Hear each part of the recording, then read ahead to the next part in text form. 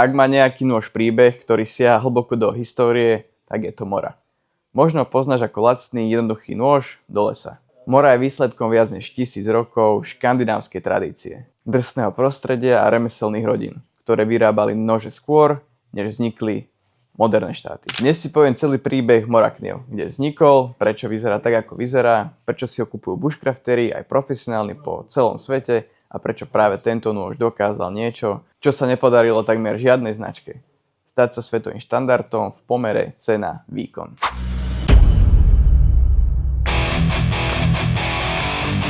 Toto nie je nôž, ktorý vznikol v kancelárii ako produktový nápad. Je to nôž, ktorý vytvorila potreba prežiť, pracovať, loviť a fungovať v prostredí, kde zlyhanie nebola možnosť. Prvá vec, ktorú musíš vedieť, mora nie je len názov noža, mora je aj názov miesta. Je to malá a drsná oblasť vo Švédsku, kde je dlhá zima a leto je veľmi mierne. Miesto, kde ľudia žili lesom, drevom a hlavne remeslom. V takom prostredí jednoducho potrebuješ nôž, ktorý funguje v mraze, nevyklzne z ruky, nezlomí sa a ľahko sa brúsi. A to je dôvod, prečo mora vznikla ako pracovný nástroj, nie ako vitrínová ozdoba.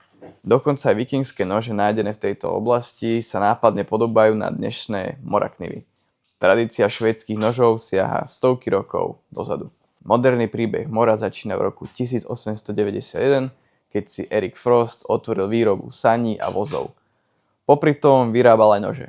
A tie sa tak uchytili, že o pár rokov nerobil nič iné. A teraz prichádza moment ako z filmu. A jeden z jeho zamestnancov, Erikson, sa s ním pohádal a buchol dverami. A otvoril si vlastnú fabriku v tej istej dedine a hádaj, čo vyrábal. Tie isté nože. Zrazu boli dve konkurenčné firmy, ktoré svetu ukázali, čo znamená švédska oceľ a remeslo. Ich vzájomná konkurencia vytvorila jedinečný produkt. A o 100 rokov neskôr sa spojili do jednej značky Morakniv. Dnes vyrábajú milióny nožov ročne a exportujú do celého sveta. Mora vyzerá jednoducho, ale je premyslená do posledného detailu. A má 3 hlavné super vlastnosti. Takže prvá je švédska oceľ a Morakniv používa ocele ako Sandvik 12C27 a uhlíkovú C100, ekvivalent ocele 1095. Tieto ocele sú známe ostrosťou, výdržou a super rezom v dreve. Potom je tam škandinávsky výbrus, to je niečo, čo robí moru morou. Tento výbrus sa ľahko brúsi, perfektne reže drevo a dáva kontrolu aj človeku, ktorý je úplný začiatočník. Žiadne nezmyselné tvary, žiadne agresívne dizajny. Jednoduchý, spoľahlivý, funguje vždy a hlavne za super cenu.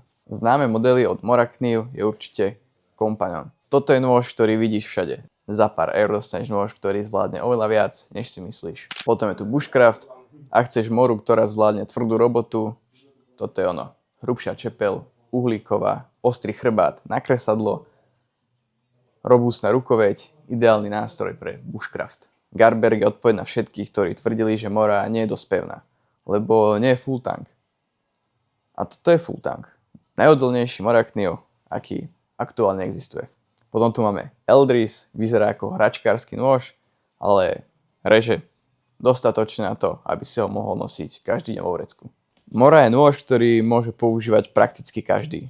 Či už je to bushcrafter, turista, rybár, remeselník alebo začiatočník. Prečo je pomer cena-výkon tak dobrý? Morakniv je nôž, ktorý fakt nestojí veľa, funguje ako iné drahšie modely, zvládne všetko od pracovného noža, čo potrebuješ. A keď ho stratíš, nekričíš, kúpiš nový.